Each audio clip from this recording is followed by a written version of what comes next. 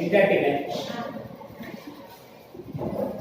ಈ ದಿವಸ ನಾವು 9ನೇ ತರಗತಿಯ ಎರಡರಲ್ಲಿ ಸಮುದಾಯ ಅಂತ ಪಾಠ ಇದೆ. ಸಮುದಾಯ ಅಂತ ಪಾಠ ಇದೆ. ಅದರ ಹಿಂದೆ ನೀವು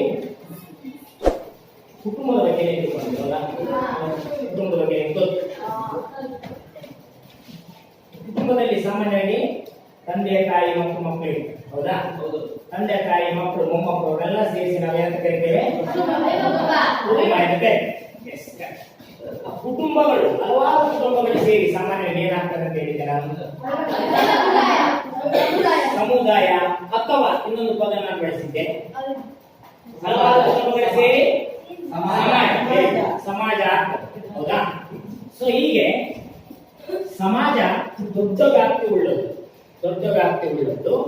ಆ ಸಮಾಜದಲ್ಲಿ ಪುನಃ ಹಲವಾರು ವಿಭಾಗಗಳಾಗ್ತದೆ, ಸಮುದಾಯಗಳು ಅಗೇನ್ ಡಿವೈಡ್ ಆಗಿ ಕುಟುಂಬಗಳಾಗಿ ಡಿವೈಡ್ ಆಗಿ ತಂದೆ ತಾಯಿ ಮಗ ಮಗಳು ಈ ಎಲ್ಲ ಸದಸ್ಯರನ್ನು ನೋಡಿಕೊಂಡು ಒಂದು ಕುಟುಂಬ ರೂಪುಗೊಳ್ಳುತ್ತದೆ ಅನ್ನೋದು ನಿಮ್ಮ ಮಾಹಿತಿ ಗೊತ್ತು. ಹೌದಾ? ಸೊ ಹಾಗಾಗಿ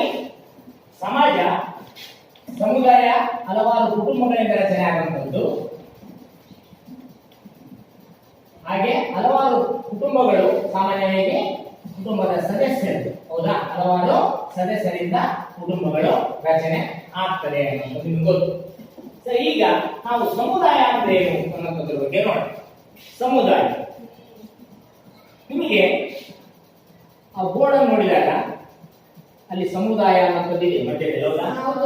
ನೋಡ್ತಾ ಇದ್ದೀವಿ ಎಲ್ಲರೂ. ಹೌದಾ? ಸಾಮಾನ್ಯವಾಗಿ ಇದು ಇಡೀ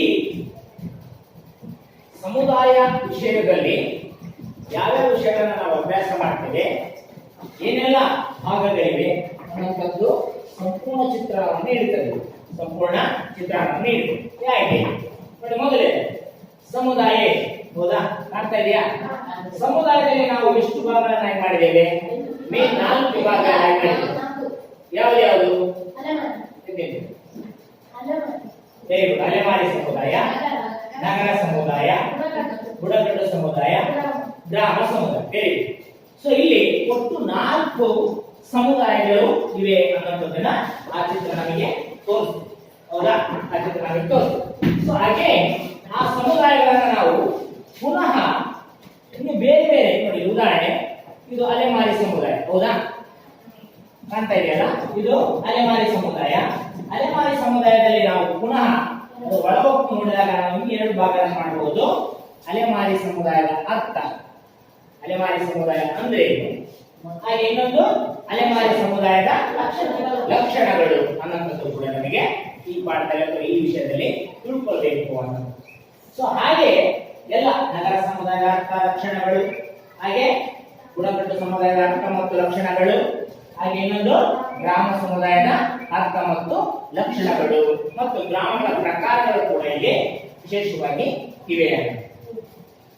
ಸರಿ, ಸಮುದಾಯ ಅಂದ್ರೆ ಏನು? ಸಮುದಾಯ ಅಂದ್ರೆ ಸಾಮಾನ್ಯವಾಗಿ ಒಂದು ಕಡೆ ವಾಸವಾಗಿರ್ತಾರೆ. ಸಾಮಾನ್ಯವಾಗಿ ಒಂದೇ ರೀತಿಯ ಜನಜೀವನ ಶೈಲಿ ಇರ್ತದೆ. ಒಂದೇ ಭಾಷೆಗಳನ್ನು ಆಡುವಂತವರೇ ಸಾಮಾನ್ಯ ಒಂದು ಕಡೆ ವಾಸವಾಗಿರ್ತಕ್ಕಂಥ ಒಟ್ಟು ಒಂದು ಜನರ ಗುಂಪನ್ನೇ ನಾವು ಸಾಮಾನ್ಯವಾಗಿ ಸಮುದಾಯ ಅಂತ ನಾವು ಕರೀತೀವಿ. ಇಲ್ಲಿ ಬ್ರೀಫ್ ಆಗಿ ನಾವು ನೋಡೋದಾದ್ರೆ, ಸಮುದಾಯದಲ್ಲಿ ಒಟ್ಟು 4 ಭಾಗಗಳಿವೆ. ಅಲ್ಲಿ ಅಲೆಮಾರಿ ಸಮುದಾಯ, ಇನ್ನೊಂದು ನಗರ ಸಮುದಾಯ, ಇನ್ನೊಂದು ಬುಡಕಟ್ಟು ಸಮುದಾಯ, ಇನ್ನೊಂದು ಗ್ರಾಮ ಸಮುದಾಯ. ಮೊದಲನೇದು ಅಲೆಮಾರಿ ಸಮುದಾಯ ಅಂದ್ರೆ ಏನು? ಅಲೆಮಾರಿ ಸಮುದಾಯ ಅಂದ್ರೆ ಸಾಮಾನ್ಯವಾಗಿ ಹೆಸರು ಹೇಳ್ತದೆ. ಅಲೆಮಾರಿ ಅಂದ್ರೆ ಒಂದು ಸ್ಥಳದಿಂದ ಇನ್ನೊಂದು ಸ್ಥಳಕ್ಕೆ ಅವರು ನಿರಂತರವಾಗಿ ತಮ್ಮ ಸ್ಥಳವನ್ನ ಬದಲಾವಣೆ ಮಾಡುವ ಮೂಲಕ ಜೀವನವನ್ನ ಮಾಡ್ತಿರ್ತಾರೆ. ಅಂತವರನ್ನ ನಾವೇನು ಕರಿತೀವಿ? ಅಲೆಮಾರಿ ಸಮುದಾಯ. ಪದವೇ ಅಲೆಮಾರಿ. ಹೌದು, ವಾಂಡರಿಂಗ್ ಲೈಫ್ ಅಂತ ಹೇಳ್ತೀವಿ. ಅಲೆಮಾರಿ ಸಮುದಾಯ ಒಂದೇ ಸ್ಥಳದಲ್ಲಿ ಶಾಶ್ವತವಾಗಿ ನಿಂತು ಜೀವನ ಮಾಡೋದಲ್ಲ. ಕೆಲವು ವರ್ಷ ಒಂದ್ ಕಡೆ ವಾಸ ಮಾಡ್ತಾರೆ. ಅಲ್ಲಿ ಅವ್ರ ಜೀವನ ಅಥವಾ ವೃತ್ತಿಗೆ ಡಿಮ್ಯಾಂಡ್ ಇಲ್ಲ ಅಂದ ತಕ್ಷಣ ಆ ಸ್ಥಳ ಬಿಟ್ಟು ಇನ್ನೊಂದು ಸ್ಥಳಕ್ಕೆ ಹೋಗ್ತಾರೆ. ಇನ್ನೊಂದು ಸ್ಥಳದಲ್ಲಿ ಅಲ್ಲಿ ಡಿಮ್ಯಾಂಡ್ ಅಥವಾ ಅಲ್ಲಿ ಜೀವನ ಸಾಕಾಯ್ತು ಅಂದ್ರೆ ಇನ್ನೊಂದು ಕಡೆ ಕೆಲಸ ಅವರಿಗೆ ಎಲ್ಲಿ ಅವ್ರ ಜೀವನಕ್ಕೆ ಕಷ್ಟ ಆಗ್ತದೆ ಆ ಸ್ಥಳ ಬಿಡ್ತಾರೆ, ಎಲ್ಲಿ ಒಳ್ಳೇದಾಗಬಹುದು ಅಂತ ಸ್ಥಳ ಹುಡುಕೊಂಡು ಹೋಗಿ ಅವರ ಅಲ್ಲಿ ಜೀವನವನ್ನ ಮಾಡ್ತಾರೆ. ಇದನ್ನ ನಾವೇನು ಕೇಳ್ತೀವಿ, ಅಲೆಮಾರಿ ಸಮುದಾಯ. ಸಾಮಾನ್ಯವಾಗಿ ಅಲೆಮಾರಿ ಸಮುದಾಯದಲ್ಲಿ ಅವ್ರದೇ ಇರ್ತಕ್ಕಂಥ ಜೀವನ ಶೈಲಿ ವಿಭಿನ್ನವಾಗಿದೆ. ನಾವು ಸಾಮಾನ್ಯವಾಗಿ ಒಂದೇ ಕಡೆ ಮನೆ ಇರ್ತದೆ, ನಮ್ಮದೇ ಇರ್ತಕ್ಕಂಥ ಮನೆ ಇರ್ತದೆ, ಸಾಮಾನ್ಯವಾಗಿ ಅಲ್ಲೇ ಜೀವನ ಮಾಡಿ, ಹೌದಾ? ನಮ್ಮ ತಂದೆ ತಾಯಿ, ನಂತರ ನಾವು, ತದನಂತರ ನಮ್ಮ ಮಕ್ಕಳು ಸಾಮಾನ್ಯ ಒಂದೇ ಸ್ಥಳದಲ್ಲಿ ವಾಸ ಮಾಡ್ತೀವಿ. ನಾವು ಅಲೆಮಾರಿ ಸಮುದಾಯ ಅಲ್ಲ, ನಾವು ಅಲೆಮಾರಿ ಸಮುದಾಯ ಅಲ್ಲ. ಅಷ್ಟೊಂದು ಈ ವಿಷಯಗಳನ್ನು ತಿಳ್ಕೊಳ್ಳಿ. ನೆಕ್ಸ್ಟ್ ಅಲ್ಲಿ ಲಕ್ಷಣಗಳಲ್ಲಿ ಅಲ್ಲಿ 2 ಪಾಯಿಂಟ್ಗಳನ್ನು ಹೇಳಲಾಗ್ತದೆ. ಯಾವ 2 ಪಾಯಿಂಟ್ಗಳು? ಎಸ್, ಸರಿ. ತಾತ್ಕಾಲಿಕ ವಾಸ ಮತ್ತು ಅಲೆದಾಟ. ನಾನು ಹೇಳಿದ್ರಲ್ಲ ಅರ್ಥ ಹೇಳುವಾಗ, ಅವ್ರು ಅಲೆಮಾರಿ ಸಮುದಾಯ ಅಂದ್ರೆ ಅವ್ರ ಜೀವನವೇ ಅಲೆದಾಟವಾಗಿರ್ತದೆ, ಒಂದೇ ಕಡೆ ಶಾಶ್ವತವಾಗಿ ಅವ್ರು ಜೀವನ ಮಾಡುವಂತವರಲ್ಲ. ಇನ್ನೊಂದು ತಾತ್ಕಾಲಿಕ ವಾಸ. ತಾತ್ಕಾಲಿಕ ವಾಸ ನಾನು ಹೇಳಿದೆ, 1 ವರ್ಷ 2 ವರ್ಷ ಇರ್ತಾರೆ, ಪುನಃ ಇನ್ನೊಂದು ಕಡೆಗೆ ಹೋಗ್ತಾರೆ. ಅವ್ರು ಟೆಂಟ್ ತಿಳ್ಕೊಂಡು ಹೋಗಿ ಇನ್ನೊಂದು ಕಡೆ ಜೀವನ ಮಾಡುವಂತ ಒಂದು ಜನರ ಸಮುದಾಯವನ್ನೇ ನಾವು ಸಾಮಾನ್ಯವಾಗಿ ಅಲೆಮಾರಿ ಸಮುದಾಯ ಅಂತ ನಾವು ಹೇಳ್ತೀವಿ. ಸೊ ಅಲೆಮಾರಿ ಸಮುದಾಯ ಅಂದ್ರೆ ಸಾಮಾನ್ಯವಾಗಿ ಅವರು ತಾತ್ಕಾಲಿಕ ವಾಸಿಗಳಾಗಿರ್ತಾರೆ, ಒಂದು ಪಾಯಿಂಟ್ ತಿಳ್ಕೊಳ್ಳಿ. ಇನ್ನೊಂದು ಅವ್ರ ಜೀವನ ಅಲೆದಾಟವಾಗಿರ್ತದೆ, ಒಂದೇ ಕಡೆಗೆ ನಿರಂತರವಾಗಿ ಶಾಶ್ವತವಾಗಿ ನಮ್ಮ ಹಾಗೆ ಒಂದ್ ಕಡೆ ಮನೆ ಮಾಡ್ತಾರೆ, ಅಲ್ಲೇ ಶಾಶ್ವತವಾಗಿ ನೆಲೆಯುವುದಿಲ್ಲ. ಸರಿನಾ? ಮುಂದಕ್ಕೆ ಹೋಗೋಣ. ಈಗ ಎರಡನೇದು ಬುಡಕಟ್ಟು ಸಮುದಾಯ ಅಂತ ಇದೆ. ಬುಡಕಟ್ಟು ಸಮುದಾಯ. ಬುಡಕಟ್ಟು ಸಮುದಾಯ ಅಂದ್ರೆ ಸಾಮಾನ್ಯವಾಗಿ ನಾವು ಟ್ರೈಬಲ್ ಕಮ್ಯುನಿಟಿ ಅಂತ ಹೇಳ್ತೀವಿ. ಟ್ರೈಬಲ್ ಕಮ್ಯುನಿಟಿ ಹಾಗಂದ್ರೆ ಸಾಮಾನ್ಯ ಹಿಂದುಳಿದವರು SC ST ಅನ್ನೋ ಪದಗಳನ್ನು ಬಳಸ್ತಾರೆ, ಹೌದಾ? SC ST ಅಂದ್ರೆ ಶೆಡ್ಯೂಲ್ಡ್ ಟ್ರೈಬ್ ಅಂತ. ಶೆಡ್ಯೂಲ್ಡ್ ಟ್ರೈಬ್ ಅಂತ. ಸೊ ಟ್ರೈಬ್ ಅನ್ನೋ ಪದವೇ ಆ ರೀತಿ ಜನಾಂಗಕ್ಕೆ ಬಳಸ್ತೇವೆ ಸಾಮಾನ್ಯ. ಸೊ ಹಾಗಾಗಿ ಬುಡಕಟ್ಟು ಸಮುದಾಯ ಅಂದ್ರೆ ಸಾಮಾನ್ಯವಾಗಿ ಅವರು ಅರಣ್ಯವಾಸಿಗಳಾಗಿರ್ತಾರೆ ಅಥವಾ ತುಂಬಾ ಹಿಂದುಳಿದವರಾಗಿರ್ತಾರೆ ಅಥವಾ ನಗರ ಮತ್ತು ಗ್ರಾಮದ ಸಂಪರ್ಕ ಸಾಮಾನ್ಯವಾಗಿ ಅವರಿಗೆ ಪರಿಚಯ ಇರಲಿಲ್ಲ. ಕೆಲವರು ನೀವು ಗಮನಿಸಿರ್ಬೋದು, ಎಲ್ಲರೂ ನಗರಗಳಲ್ಲಿ ಹಳ್ಳಿಗಳಲ್ಲಿ ವಾಸ ಇದ್ರೆ ಕೆಲವರು ಅವರೇ ಇರ್ತಕ್ಕಂಥ ಒಂದು ಅರಣ್ಯದಲ್ಲಿ ವಾಸ ಮಾಡಿರ್ತಾರೆ, ಹೌದಾ? ತುಂಬಾ ಜನ ಸಂಪರ್ಕ ಇಲ್ಲದೆ ಇರ್ತಕ್ಕಂಥ ಯಾವುದೋ ಒಂದು ಪ್ಲೇಸ್ ಅಲ್ಲಿ ರಿಮೋಟ್ ಏರಿಯಾದಲ್ಲಿ ಅವರು ವಾಸವಾಗಿರ್ತಾರೆ. ಅಷ್ಟೊಂದು ಸಂಸ್ಕೃತಿಯ ಅಥವಾ ಅಷ್ಟೊಂದು ನಗರ ಸಂಸ್ಕೃತಿ ಅಥವಾ ಗ್ರಾಮ ಜೀವನ ಸಂಸ್ಕೃತಿ ಅವರಿಗೆ ಪರಿಚಯ ಇರಲ್ಲ. ಅವರೇ ಇರ್ತಕ್ಕಂಥ ವಿಭಿನ್ನ ಭಾಷೆಯನ್ನು ಮಾತಾಡ್ತಾರೆ, ಅವರೇ ಇರ್ತಕ್ಕಂಥ ವಿಭಿನ್ನ ಸಂಸ್ಕೃತಿ ಇರ್ತದೆ, ಅವರೇ ಇರ್ತಕ್ಕಂಥ ವಿಭಿನ್ನ ಉಡುಪುಗಳು ಕೂಡ ಇರ್ತವೆ. ಅವ್ರು ನಮ್ಮ ತರಹ ಬಟ್ಟೆಗಳನ್ನಾಗಿ ನಮ್ಮ ತರಹದ ವೇಷಭೂಷಣಗಳನ್ನು ಅವರು ತೊಡೋದಿಲ್ಲ, ಅವರೇ ಇರ್ತಕ್ಕಂಥ ವಿಭಿನ್ನವಾಗಿ ಇರ್ತದೆ. ಮುಂದೆ ನಾನು ಆ ವಿಡಿಯೋನ ಸ್ವಲ್ಪ ತೋರಿಸ್ತೇನೆ, ನಿಮಗಾಗ ಸಂಪೂರ್ಣ ಅರ್ಥ ಆಗಬಹುದು ಅಂತ. ನೆಕ್ಸ್ಟ್ ಬ್ರೀಫ್ ಆಗಿ ನಾನು ನೋಡೋದಾದ್ರೆ ಬುಡಕಟ್ಟು ಸಮುದಾಯದ ಲಕ್ಷಣಗಳಲ್ಲಿ ಒಳ ಬಾಂಧವ್ಯ ಅನ್ನೋದಿದೆ, ಇನ್ನೊಂದು ವಿಶೇಷ ಭಾಷೆ ಅಂದ್ರೆ ವಿಶೇಷ ಭಾಷೆ. ಒಳ ಬಾಂಧವ್ಯ ಅಂದ್ರೆ ಏನಿದೆ? ಒಳ ಬಾಂಧವ್ಯ ಅಂದ್ರೆ ಒಳ ಬಾಂಧವ್ಯ ಸಾಮಾನ್ಯವಾಗಿ ಒಳ ಬಾಂಧವ್ಯ ಅಂದ್ರೆ ಇಲ್ಲಿ ಅವರು ಇನ್ನೊಂದು ಕುಟುಂಬ ಅಥವಾ ಬೇರೆ ಇರ್ತಕ್ಕಂಥ ಜನರ ಜೊತೆ ಸಂಪರ್ಕ ಇರಲ್ಲ. ಅವರು 8 ಜನ ಇದ್ದಾರೆ, ಅವರಲ್ಲೇ ಸಂಪರ್ಕ ಇರ್ತದೆ.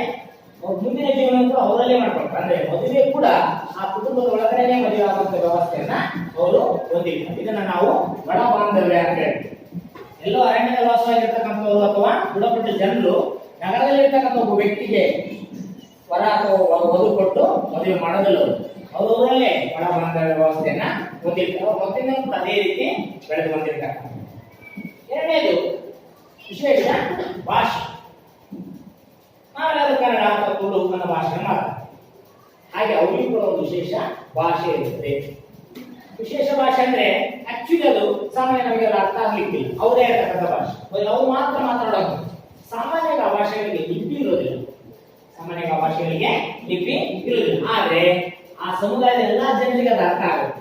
ಆ ಸಮುದಾಯದ ಎಲ್ಲ ಜನರಿಗೆ ಅರ್ಥ ಆಗುತ್ತೆ. ಅದೇ ಭಾಷೆ ನಾವು ಸಾಮಾನ್ಯವಾಗಿ ಮಾತಾಡ್ತಾರೆ, ಬೇರೆ ಭಾಷೆಗಳಿಗೆ ಸಾಮಾನ್ಯವಾಗಿ ಗೊತ್ತಿರುವುದಿಲ್ಲ ಅನ್ನುವಂಥದ್ದು ಅಂಶ. ನೆಕ್ಸ್ಟ್ ಇದರಲ್ಲಿ ಬುಡಕಟ್ಟು ಸಮುದಾಯದಲ್ಲಿ 3 ಪ್ರಕಾರಗಳಿವೆ. ಒಂದು ಕಕೇಶಿಯನ್, ಇನ್ನೊಂದು ಮಂಗೋಲಿಯನ್, ಇನ್ನೊಂದು ನೀಗ್ರೋ ಅನ್ನೋದು. ಸಾಮಾನ್ಯ ನೀಗ್ರೋಗಳನ್ನು ನೋಡಿರ್ತೀರಲ್ಲ, ನೀಗ್ರೋಗಳು ಸಾಮಾನ್ಯವಾಗಿ ಯಾವ ಬಣ್ಣದವರು ಇರ್ತಾರೆ? ಅವರು ನೀಗ್ರೋಗಳು ಕಪ್ಪು, ಸಾಮಾನ್ಯವಾಗಿ ಕಪ್ಪು ಬಣ್ಣದವರು ಆಗಿರ್ತಾರೆ, ಹೌದಾ? ಸೊ ಹಾಗೆ ಮಂಗೋಲಿಯನ್ ಅನ್ನೋಂಥದ್ದು ಸಮುದಾಯ ಸಾಮಾನ್ಯವಾಗಿ ಚೀನಾದಲ್ಲಿ ಇರುವಂತಹ ಸಮುದಾಯ ನಾವು ಮಂಗೋಲಿಯನ್ ಬುಡಕಟ್ಟು ಸಮುದಾಯ ಅಂತ ನಾವು ಹೇಳ್ತೇವೆ. ಹಾಗೆ ಅಕೇಶಿಯನ್ ಅನ್ನುವಂತ ಇನ್ನೊಂದು ಬುಡಕಟ್ಟು ಸಮುದಾಯ ಇದೆ. ಆದ್ರೆ ಈ ಮೂರು ರೀತಿಯ ಬುಡಕಟ್ಟು ಸಮುದಾಯಗಳು ಭಾರತದಲ್ಲೂ ಕೂಡ ಇವೆ. ಆದ್ರೆ ಬೇರೆ ದೇಶಗಳಿಗೆ ಹೋಲಿಸಿದಷ್ಟು ಅದೇ ರೀತಿಯ ಸ್ವಲ್ಪ ಭಿನ್ನವಾಗಿ ಇರ್ತಾರೆ. ಅದನ್ನ ನೆಕ್ಸ್ಟ್ ವಿಡಿಯೋದಲ್ಲಿ ವಿವರವಾಗಿ ಇದ್ರ ಬಗ್ಗೆ ಕೂಡ ನಾವು ಮುಂದೆ ತಿಳಿದುಕೊಳ್ಳೋಣ. ಇನ್ನೊಂದು ನೋಡಿ, ನಗರ ಸಮುದಾಯ ಅಂತ ಇದೆ. ನಗರ ಸಮುದಾಯ ಅಂದ್ರೆ ಸಾಮಾನ್ಯವಾಗಿ ಏನಿರ್ಬೋದು?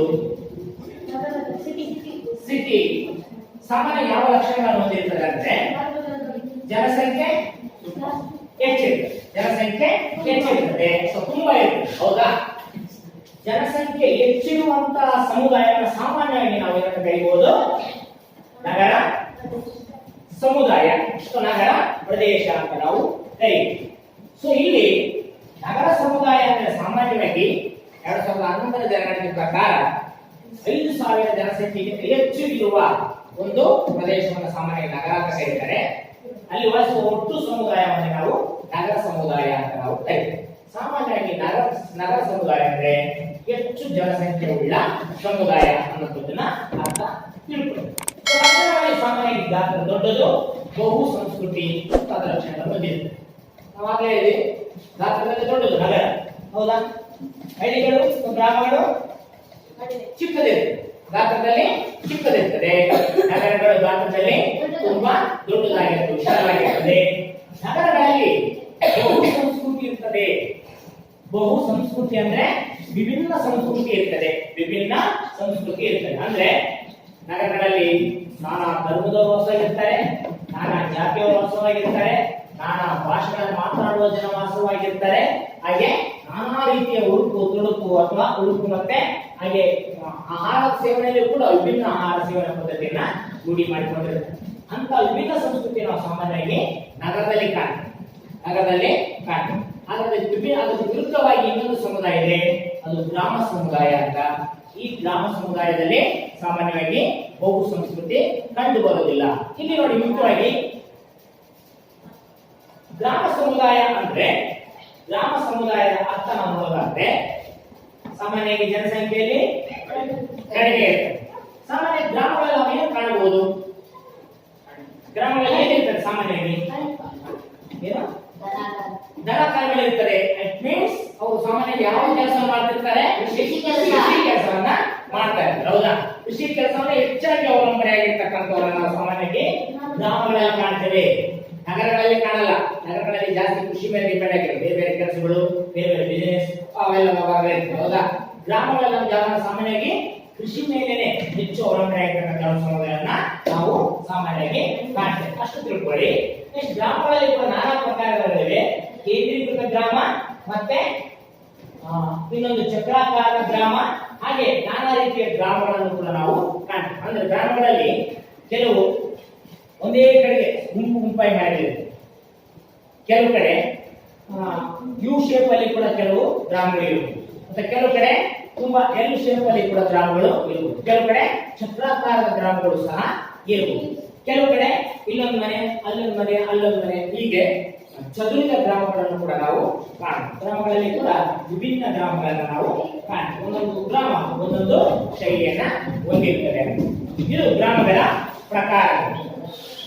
ಸರಿ, ಈಗ ನಾವು ಇದು ಮೈಂಡ್ ಮ್ಯಾಪ್ ಮೂಲಕ ಈ ಪಾಠದ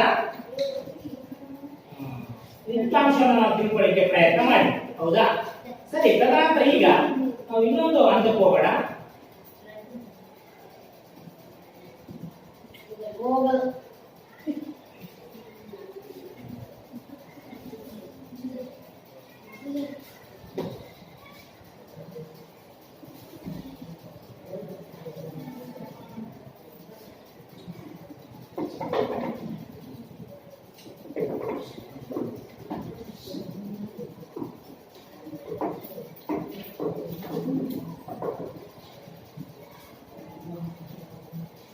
ಮಕ್ಕಳೇ, ಇಲ್ಲಿವರೆಗೆ ನಾವು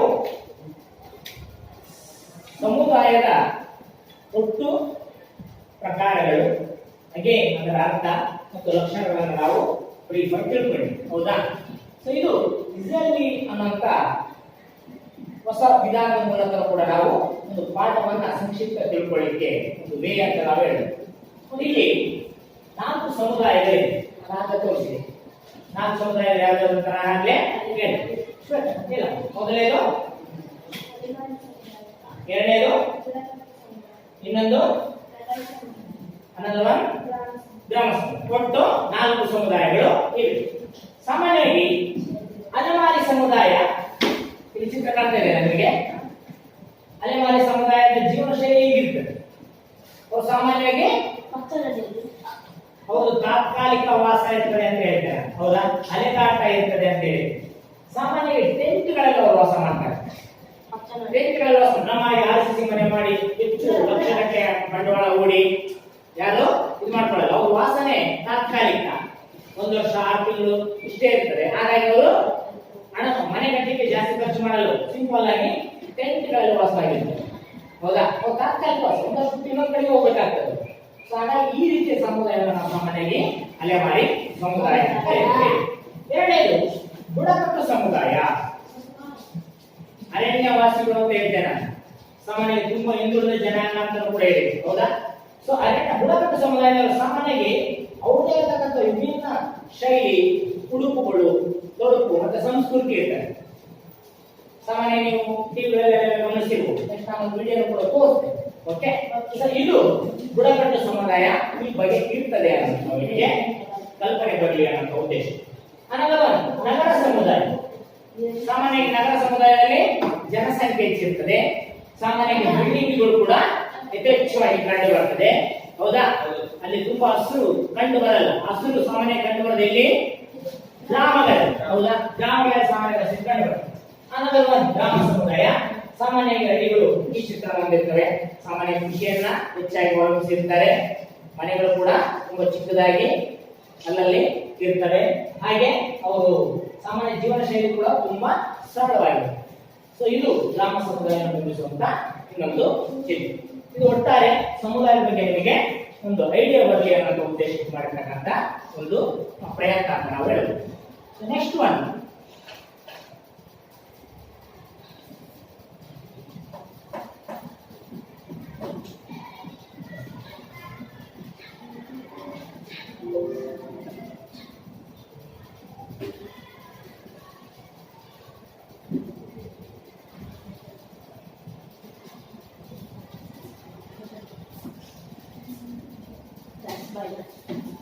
ಇದು ಭಾರತದ ನಕಾಶೆ. ಹೌದಾ, ಸೊ ಬುಡಕಟ್ಟು ಸಮುದಾಯ ಅಂತ ನಾನು ಹೇಳಿದ್ದೇನೆ. ಬುಡಕಟ್ಟು ಸಮುದಾಯದವರು ಭಾರತದಲ್ಲಿ ಕೂಡ ವಾಸವಾಗಿದ್ದಾರೆ, ಅಲ್ಲಲ್ಲಿ ವಾಸವಾಗಿದ್ದಾರೆ. ಎಲ್ಲೆಲ್ಲಿ ಸಾಮಾನ್ಯ ಹೆಚ್ಚಾಗಿ ವಾಸವಾಗಿದ್ದಾರೆ ಅನ್ನೋದನ್ನ ನಾನು ನಕಾಶೆಯಲ್ಲಿ ಹಾಟ್ಸ್ಪಾಟ್ಗಳು ಬೇಕು. ಹಾಟ್ಸ್ಪಾಟ್ಗಳನ್ನು ಸಾಮಾನ್ಯ ನಿಮಗೆ ನಕಾಶೆ ಮೇಲೆ ಪ್ಲಸ್ ಮಾರ್ಕ್ಗಳಿವೆ. ಹೌದಾ, ಪ್ಲಸ್ ಮಾರ್ಕ್ ಕಾಣ್ತಾ ಇದೆಯಲ್ಲ, ಇವುಗಳನ್ನ ನಾವು ಹಾಟ್ಸ್ಪಾಟ್ ಅಂತ ಹೇಳ್ತೀವಿ. H5P ಅಂತ. ಇದು ಆನ್ಲೈನ್ ಅಲ್ಲಿ ಇರುವಂತದ್ದು. ಈಗ ಇದು ಆನ್ಲೈನ್ ಅಲ್ಲಿ ನಾನು ಮೂವ್ ಮಾಡಿಸ್ತೇನೆ. ಅಂದ್ರೆ ಈ ಪ್ಲಸ್ ಮಾರ್ಕ್ ಅನ್ನುವಂಥವುಗಳು ಯಾವುದೋ ಇನ್ನಿತರ ಬೇರೆ ವಿಷಯಗಳನ್ನ ಒಳಗೊಂಡಿವೆ ಅಂತ, ಬೇರೆ ವಿಷಯಗಳನ್ನ ಒಳಗೊಂಡಿವೆ. ಸರಿ, ಪ್ಲಸ್ ಮಾರ್ಕ್ ಮೊದಲೇ ಪ್ಲಸ್ ಮಾರ್ಕ್ ಇದೆಯಲ್ಲ, ಎಸ್ ಡಬಲ್ ಕ್ಲಿಕ್. ನೋಡಿ ಆಕ್ಚುಲಿ ಅವನು ಕ್ಲಿಕ್ ಮಾಡಿದ ತಕ್ಷಣ ಇಲ್ಲಿ ಅಕ್ಷರ ಉತ್ತರ, ಅದು ಹೂ ಅನ್ನೋ ಅಕ್ಷರ ಕನ್ನಡದಲ್ಲಿ ನಾನು ಮಾಡ್ತಾ ಇರೋದು ಕಂಪ್ಯೂಟರ್ ಅಲ್ಲಿ ಬರಲಿಲ್ಲ, ಹಾಗಾಗಿ ಅದು ಬೇರೆ ಅಕ್ಷರ ಇರ್ತದೆ. ನನಗೆ ಹೂ ಅಂತ ತಿಳ್ಕೊಳ್ಳಿ. ಏನಿದು ಉತ್ತರ ವಲಯ ಅಂದ್ರೆ ಈ ಭಾಗದಲ್ಲಿ ಇರುವಂತಹ ಬುಡಕಟ್ಟು ಸಮುದಾಯದವರು, ಅವರನ್ನ ನಾವು ಉತ್ತರ ವಲಯದ ಬುಡಕಟ್ಟು ಸಮುದಾಯದವರು ಅಂತ ಹೇಳ್ತೀವಿ. ಉತ್ತರ ವಲಯದ ಬುಡಕಟ್ಟು ಸಮುದಾಯ. ಸೆಕೆಂಡ್ ನೋಡಿ, ಡಬಲ್ ಕ್ಲಿಕ್. ಎಸ್, ನಾನು ಈ ಚಿತ್ರ ತೋರಿಸಿದೆ. ಸಾಮಾನ್ಯವಾಗಿ ಅವರ ವಿಭಿನ್ನ ಉಡುಪುಗಳನ್ನು ಹೊಂದಿರ್ತಾರೆ, ವಿಭಿನ್ನ ರೀತಿಯ ಸಂಸ್ಕೃತಿಯನ್ನ ಅವರು ಹೊಂದಿರ್ತಾರೆ ಅನ್ನೋದಕ್ಕೆ ಇದು ನಮಗೆ ತಿಳಿಸುತ್ತೆ. ಸಾಮಾನ್ಯ ಇವರು ಪೂರ್ವ ಭಾಗದಲ್ಲಿ ಕೂಡ, ಭಾರತದ ಪೂರ್ವ ಭಾಗದಲ್ಲಿ ಕೂಡ ವಾಸವಾಗಿದೆ.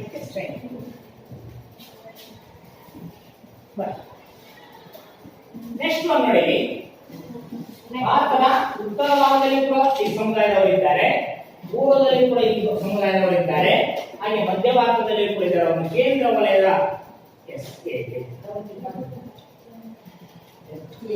ಬನ್ನಿ ವೇಟ್ ಒಂದು ವಿಡಿಯೋ ಓಪನ್ ಆಗ್ತದೆ ವಿಡಿಯೋ ಓಪನ್ ಅಲ್ಲಿ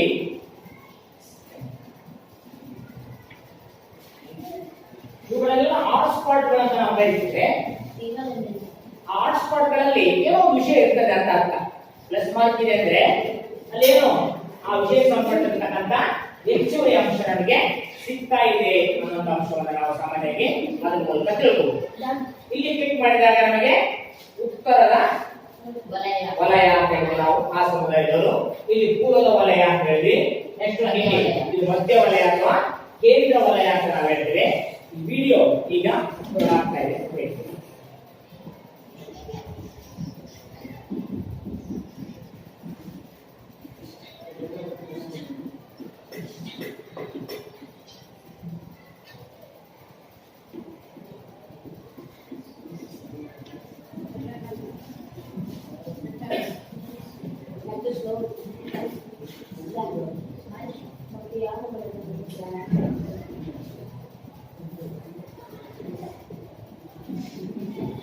ಸ್ವಲ್ಪ ನೆಟ್ವರ್ಕ್ ಪ್ರಾಬ್ಲಮ್ ಬೇಗ ಓಪನ್ ಆಗ್ತಾ ಇಲ್ಲ ಸರ್. ನಾವು ಮುಂದಕ್ಕೆ ಹೋಗೋಣ, ನೋಡೋಣ ಆಮೇಲೆ. ನೆಕ್ಸ್ಟ್ ಒನ್ ನೋಡಿ, ದಕ್ಷಿಣ ಭಾರತದಲ್ಲೂ ಕೂಡ ಹಲವಾರು ಬುಡಕಟ್ಟು ಸಮುದಾಯದವರು ಇದ್ದಾರೆ. ಅದು ಕರ್ನಾಟಕ, ಹೌದಾ? ಇದು ಕರ್ನಾಟಕ. ಹಾಗೆ ಈ ರಾಜ್ಯ ಯಾವುದು ಅಂತ ಹೇಳ್ಬೋದಾ? ಇದು ರಾಜ್ಯ ಯಾವುದು?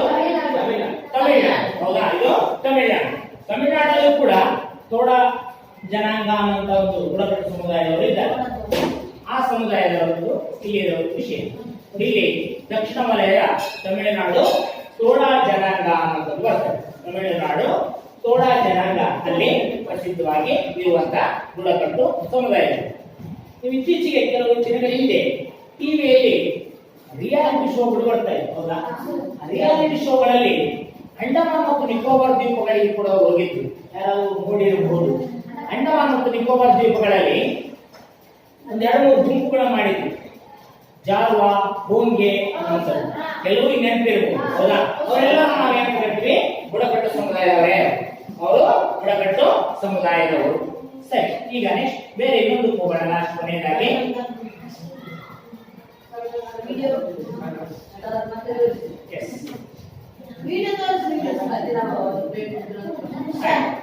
ನೋಡಿ, ಇದು ಒಂದು ಫೈನಲಿ ಒಂದು ವಿಷಯದ ಬಗ್ಗೆ ನಾನು ಇಲ್ಲಿವರೆಗೂ ವಿವರಣೆ ಮಾಡಿದೆ.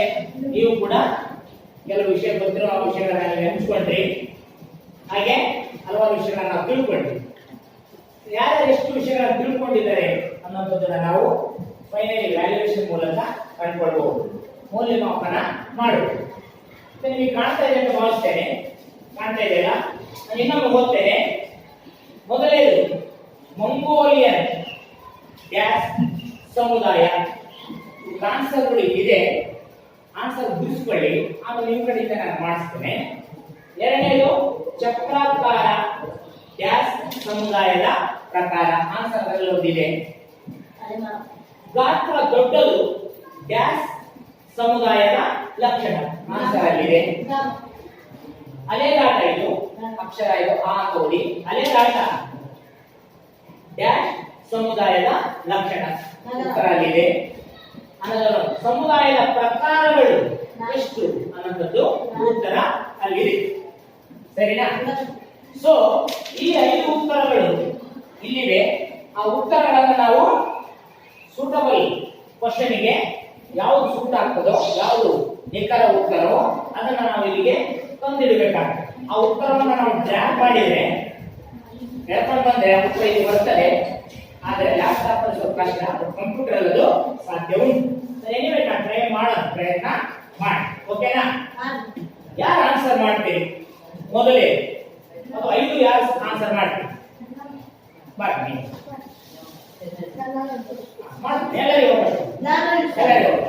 ನಿಮ್ಮ ಆನ್ಸರ್ ಕರೆಕ್ಟ್ ಆಗಿರುತ್ತೆ. ಅದನ್ನು ಯೋಚನೆ ಮಾಡಿ. ಮೊದಲನೇದು ಮಂಗೋಲಿಯನ್ ಸಮುದಾಯಕ್ಕೆ ಉತ್ತರ ಯಾವುದು?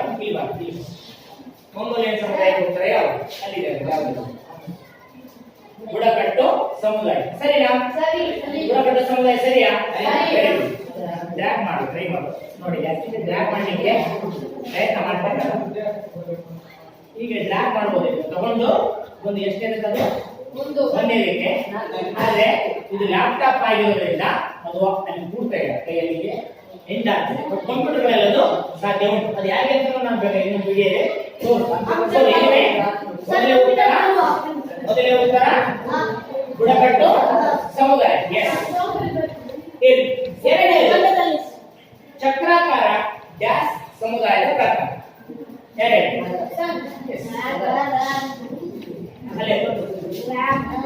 ಚಕ್ರಾಕಾರ ಎಸ್, ಚಕ್ರಾಕಾರದ ಗ್ರಾಮಗಳು ನಾವು ಸಾಮಾನ್ಯವಾಗಿ ಕಾಣ್ತೇವೆ. ಸರಿಯಾದ ಮೂರನೇದು ಗಾತ್ರ ದೊಡ್ಡದು, ಗಾತ್ರ ದೊಡ್ಡದು ಮರ. ಗಾತ್ರ ದೊಡ್ಡದು ನಗರ ಸಮುದಾಯದ ಲಕ್ಷಣ. ಗಾತ್ರ ದೊಡ್ಡದು ನಗರ ಸಮುದಾಯದ ಲಕ್ಷಣ. ಇನ್ನೊಂದು ಅಲೆದಾಟ ಅಲೆಮಾರಿ ಸಮುದಾಯದ ಲಕ್ಷಣ. ಲಾಸ್ಟ್ ಅಲೆ ಸಮುದಾಯದ ಪ್ರಕಾರಗಳು 4. ಇಲ್ಲಿ ನಾವು ಇನ್ನೊಂದು ಅಂತ ಹೋಗೋಣ. ಈಗ 5 ಆನ್ಸರ್ಗಳನ್ನು ನೀವು ಸರಿಯಾಗಿ ಹೇಳಿದ್ರಿ, ಹೌದಾ? ಸರಿಯಾಗಿ ಹೇಳಿದ್ರಿ ನೀವು ಎಲ್ಲರಿಗೂ ಕೂಡ ಒಂದು ಕ್ಲಾಸ್ ಕೊಡ್ತೇನೆ ನಾನು ನಿಮ್ಮೆಲ್ಲರಿಗೂ. ನೆಕ್ಸ್ಟ್ ಒಂದು ನೋಡೋಣ. ಈಗ ಆನ್ಸರ್ ಚೆಕ್ ಮಾಡ್ಲಿಕ್ಕೆ ಒಂದು ಅವಕಾಶ ಇದೆ. ಚೆಕ್ ಮಾಡ್ತೇನೆ.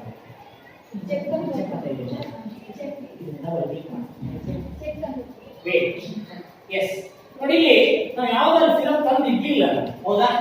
ತಂದು ಇಡ್ಲಿಲ್ಲ ನಾವು, ಹೌದಾ? ಸೊ ಹಾಗಾಗಿ ನಮಗೆ 5ರಲ್ಲಿ 0 ಆನ್ಸರ್, 0 ಮಾರ್ಕ್ ಬಂತು. 5ರಲ್ಲಿ 0 ಮಾರ್ಕ್ ಬಂತು. ಸೊ ಅವ್ರು ತಂದಿಟ್ಟಿದ್ರೆ ನಮಗೆ ರಿಸಲ್ಟ್ ಕೊಡ್ತಿತ್ತು. ನೀವು 2 ಸರಿ 3 ಸರಿ 5 ಸರಿ ಅಂತ ಕೊಡ್ತಿತ್ತು. ಅದನ್ನ ನೆಕ್ಸ್ಟ್ ನಾನು ತೋರಿಸ್ತೀನಿ ಹೇಗೆ ಅಂತ. ಇಲ್ಲಿ ಜಾಕ್ ಮಾಡ್ಲಿಕ್ಕೆ ಆಗಲ್ಲ, ಕಂಪ್ಯೂಟರ್ ಆಗ್ತದೆ. ಓಕೆನಾ? ಸರಿ, ಇನ್ನೊಂದು ಆಪ್ಷನ್ ಇದೆ. ಏನಿದು? ಶೋ ಸೊಲ್ಯೂಷನ್ ಅಂತ ಇದೆ. ಅಂದ್ರೆ ನಮಗೆ ಏನಾದ್ರು ಸೊಲ್ಯೂಷನ್ ತೋರಿಸಬಹುದಾ, ನಮಗೆ ಈಸಿ ವೇ ತೋರಿಸಬಹುದಾ, ಅಥವಾ ಏನಿರ್ಬೋದು ಆನ್ಸರ್ ಅನ್ನ ಶೋ ಸೊಲ್ಯೂಷನ್ ಅನ್ನು ಡಬಲ್ ಕ್ಲಿಕ್ ಮಾಡಿ.